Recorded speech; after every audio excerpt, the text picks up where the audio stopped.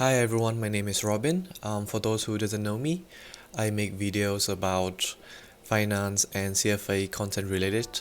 So if that interests you, feel free to hit a like, subscribe to my channel. So let's get straight into our topic today, which is how to pass the CFA Level 1 exam during university. Let's get it. So I was studying for the CFA Level 1 exam during my third year of university, and here are the 5 things that I have applied to my studying that helped me pass the exam. The following will be starting early, create a study plan, utilize third-party curriculum, managing your time effectively and prioritize your commitments, and lastly is to actually take care of yourself. So let's go straight to the first point. So to start early, what I mean is that you need to start at least 5 to 6 months prior to the exam date, so that you can allow yourself enough time for studying and review. One thing that I do see people make mistakes on is that they actually start too early, which is starting like 7-8 months ahead of time. The problem of that is you will not remember what you studied 7 months ago, and you have to study the material again. The material retention and understanding, memorizing them are really key to passing the level 1 exam, so you don't really want to start it too early. In order to create a good study plan, you need to develop a structured study plan that covers all the exam topics. If you're more comfortable with certain topics, I would recommend that you should focus more on studying the other ones and leaving the one that you feel comfortable in as the last topic to study and review. In my case, I was majored in economics, so I've been studying a lot of economics courses up to third year. So I decided to focus more on the topics that I have not had experience before, such as derivative and fixed income. My study plan generally was the following: by starting with quantitative methods and fixed income, derivative, financial reporting analysis, corporate issuers, alternative investments, portfolio management, economics, and lastly would be ethics.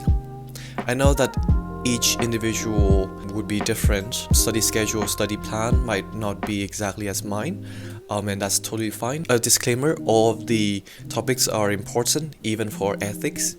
It's just that the one that you are more comfortable in, feel free to delay that and prioritize on the topics that you haven't learned, haven't touched on for a while. So for my third point of utilizing third-party prep provider, I personally highly recommend you guys to look to third-party prep providers, because they provide better explanation and approach to the CFA materials than the CFA Institute themselves. In my humble opinion, they do shorten the time that you have to spend reading lengthy textbook from the CFA.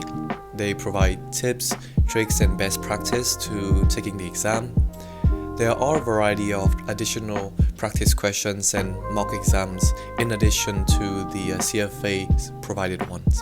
I personally used the Mark Meldrum prep providing materials for my level 1 and level 2 exams, since I liked the way the Professor Meldrum explains difficult concepts and his approach to solving numerical problems. I also heard good things about Kabensweiser, Chalk and Board, and Wiley from people I know. So based on your preference, I guess. But do remember to do your research on what you want to do. In my fourth point of managing your time effectively and prioritize your commitments, you should create a time schedule and figure out which time of the day that works best for you, either if it's early morning, evening, or late night studying. You should allocate dedicated study time each day, around 2 to 3 hours of deep, undistracting studies.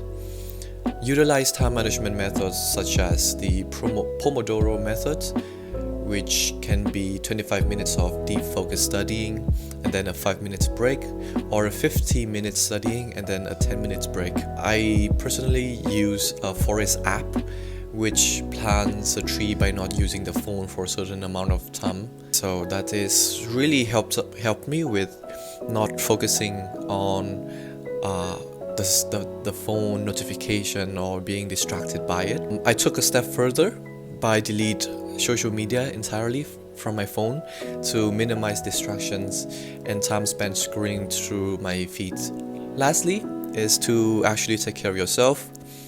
I know that a lot of people, when they start their CFA journey, they think that you have to really cramming hard, studying really hard, and forget about taking care of yourself. You shouldn't go to the gym and use the time instead to study more or reviewing the materials.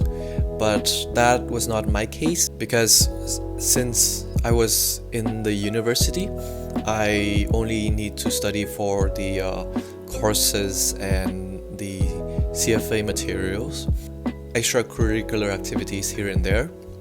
But for me, maintain a healthy lifestyle, it's really important. Sleep is really crucial for material retention, since it helps you memorize what you have learned that day. Go out with friends and family once every while. Do refresh your mind and reduce the risk of burnout and losing motivation. So you don't have to spend like 100% of your time just studying, cramming for the CFA exams. Just know that there are also good things that comes with resting as well. And remember, passing the CFA Level 1 exam requires dedication, discipline, and consistent effort. By following those strategies and staying committed to your study plan, you can increase your chance of success of passing the Level 1 exam. So I think that's all I have for today's video. This is only based on my experience with studying for the exam and taking an exam. And it might not work for you like it works for me. So just take it as consideration, but I hope that this video is helpful for you, and please let me know if there's anything that you want to see in the future, and I'll try my best to make it. So yeah, have a great day. See you next time.